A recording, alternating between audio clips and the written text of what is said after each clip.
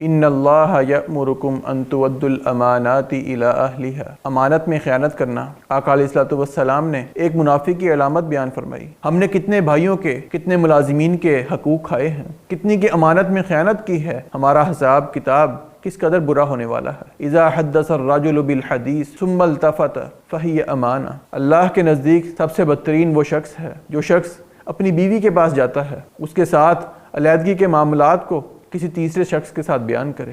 اسی طرح وہ بیوی جو اپنے راز کی باتیں، اپنے خاوند کی بات کسی تیسرے شخص کو بیان کرے۔ ہمیں امانت کا حق ادا کرنے کی توفیق عطا فرمائے۔ السلام علیکم ورحمۃ اللہ وبرکاتہ۔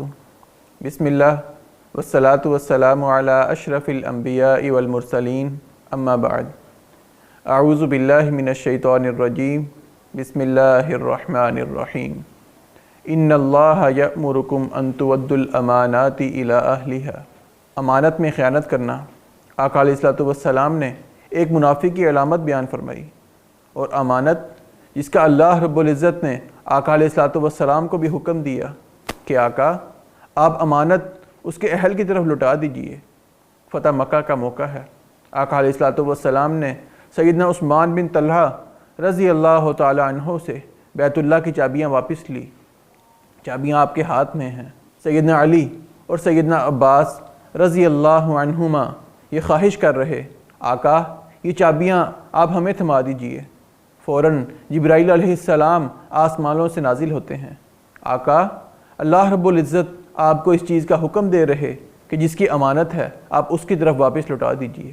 چنانچہ آپ نے چابیاں سیدنا عثمان بن طلحہ رضی اللہ تعالیٰ عنہ کی طرف واپس لوٹا دی۔ اور امانت میں خیانت کرنا یہ اس قدر برا عمل ہے، اس کا انجام اس قدر برا ہے کہ ایک شخص جس کا نام مدعم ہے، آقا علیہ الصلوۃ والسلام کے ساتھ خیبر کے موقع پر شریک ہوتے ہیں۔ خیبر سے جنگ کے واپسی پر آقا علیہ الصلوۃ والسلام نے ایک جگہ پڑاؤ کیا۔ وہ آپ کی سواری کو ٹھیک کر رہا ہے، آپ کا غلام ہے۔ ایک تیر آیا، اس کے گردن پر لگا، وہ شخص فوت ہو جاتا ہے۔ صحابہ نے کہا کتنا خوش نصیب ہے کہ آقا علیہ الصلوۃ والسلام کی خدمت کرتے موت آئی، جنگ سے واپسی پر موت آئی، یہ تو جنتی ہے۔ آقا علیہ الصلوۃ والسلام نے سنا، فرمایا لا، ایک چادر جو اس نے بیت المال سے چرائی تھی، وہ چادر آگ کا شعلہ بن کر اس کے اوپر ڈالی جا رہی ہے۔ ذرا تصور کیجئے، ایک چادر چرائی، اس کی انجام اس شخص کا ہے جو آقا علیہ الصلوۃ والسلام کی خدمت کر رہا، جو شخص جہاد میں شریک ہو رہا۔ میں اور آپ کس مقام پر کھڑے ہیں؟ ہم نے کتنے بھائیوں کے، کتنے ملازمین کے حقوق کھائے ہیں، کتنی کی امانت میں خیانت کی ہے، ہمارا حساب کتاب کس قدر برا ہونے والا ہے۔ اور امانت میں خیانت کرنا، آقا علیہ الصلوۃ والسلام نے ایک یہ بھی بیان فرمایا، اذا حدث الرجل بالحدیث ثم التفت فہی امانہ۔ ایک شخص اپنے دوست کے ساتھ بات کر رہا ہے اور ادھر ادھر دیکھ رہا کہ اس کو دیکھ نہ لے، اس کی بات کو سن نہ لے، فرمایا یہ امانت ہے۔ اگر اس بندے کی بات کو تیسرے آدمی تک پہنچایا تو یہ امانت میں خیانت ہے۔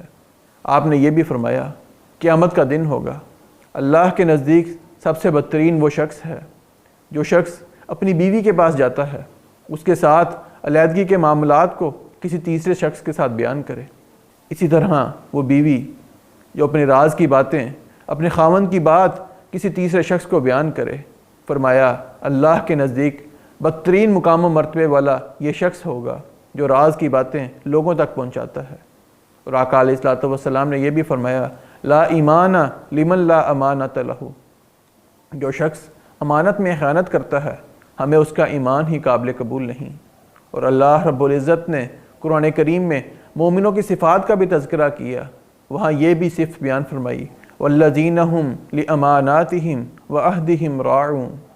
حقیقی مومن وہ ہے کہ جب وہ وعدہ کرتا ہے یا اس کے ذمہ کوئی امانت رکھی جاتی ہے، وہ امانت میں خیانت نہیں کرتا، بلکہ امانت اور وعدے کی پاسداری کرتا ہے، اس کی حفاظت کرتا ہے۔